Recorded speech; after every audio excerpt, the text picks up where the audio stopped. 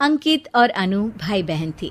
माँ बाप के देहांत के बाद बड़ी बहन अनु ने दिन रात मेहनत करके अंकित की देखरेख की और उसे पढ़ा लिखा कर पैरों पर खड़ा किया था। दोनों भाई बहन खुशी खुशी रह रहे थे। एक दिन, दीदी मुझे जॉब मिल गई है। अरे वाह भैया, तेरी मेहनत सफल हुई। मेरी मेहनत नहीं दीदी, आपकी मेहनत। अगर पापा के निधन के बाद मेरी जिम्मेदारी आप न उठाती तो ये सब नहीं हो पाता। मेरी सफलता सिर्फ आपके बलिदान की वजह से है दीदी। कुछ महीनों बाद अंकित की शादी सीमा से हुई। सीमा बड़े ही चालाकी से अनु से मीठा मीठा बोलकर घर का सारा काम करवा लेती थी और खुद अंकित के साथ घुमा फिरा करती थी। वैसे तो वो सिर्फ खाना बनाने का काम ही घर में करती थी, लेकिन अब उसे उससे भी छुटकारा चाहिए था। इसीलिए एक दिन, दीदी मेरे हाथ का खाना अंकित को पसंद नहीं आता, क्या आप खाना बना दोगी प्लीज? अरे हाँ, ये भी कोई कहने की बात है, जरूर।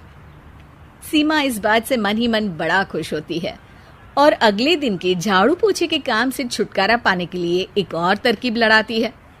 हॉल में जोर जोर से कराहने लगती है। उसके कराहने की आवाज सुनकर अनु हॉल में भागती हुई आती है। क्या हुआ सीमा? दीदी, लगता है मेरी कमर अकड़ गई है। वो क्या है ना, मुझे झाड़ू पोछा करने की आदत नहीं है ना। मेरी मम्मी पापा ने मुझसे कभी ये काम नहीं करवाया। अरे कोई बात नहीं, झाड़ू पोछा ही तो है, मैं कर लिया करूंगी। ऐसे ही धीरे धीरे सीमा ने घर के सारे कामों का बोझ अनु पर डाल दिया। घर का सारा काम अनु करती थी, फिर भी सीमा को अनु से छुटकारा चाहिए था। इसलिए एक दिन वो अंकित के ऑफिस से लौटने से ठीक पहले ढेर सारे कपड़े लेकर धोने का नाटक करने बैठ जाती है। अरे सीमा, इतने कपड़े? अब क्या करूं, अकेली पड़ जाती हूँ, करना तो मुझे ही है ना। अरे दीदी से मदद ले लेती। अच्छा, ताकि सारा जमाना कहे कि भाभी बड़ी ननद से काम करवा रही है।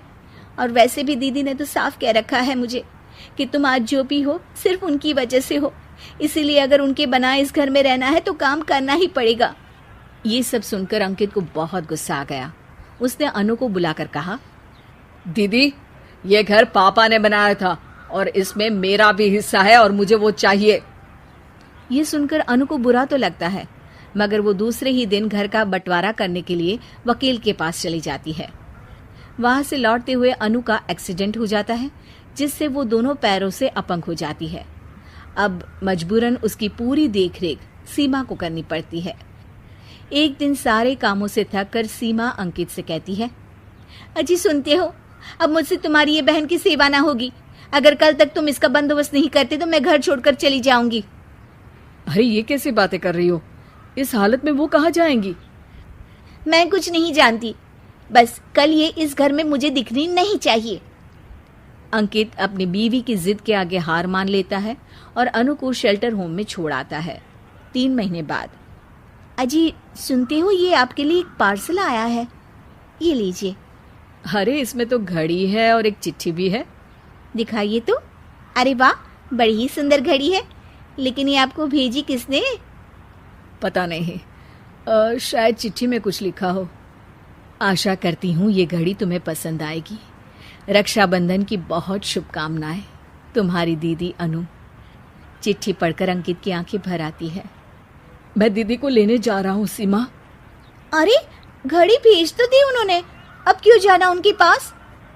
देखा सीमा, दीदी हमसे दूर जाकर भी हमारे बारे में ही सोचती है, और एक हम है जो उनकी सेवा से बचने के लिए उन्हें शेल्टर होम छोड़ा है। तुम्हारी बातों में आकर मुझसे ये क्या पाप हो गया। मैं जा रहा हूँ दीदी को लेने, और जब मैं वापस आऊं तो तुम मुझे हमारे घर में मत दिखना। इतना कहकर अंकित अनु को लेने निकल जाता है। वहां पहुंचकर, दीदी मुझे माफ कर दो, मैं तुम्हें लेने आया हूँ। भाई आज तो राखी है, आज तो मैं मना कर भी नहीं सकती। दोनों घर पहुंचते हैं। अरे सीमा, तुम अभी तक यहीं हो? निकल जाओ इस घर से।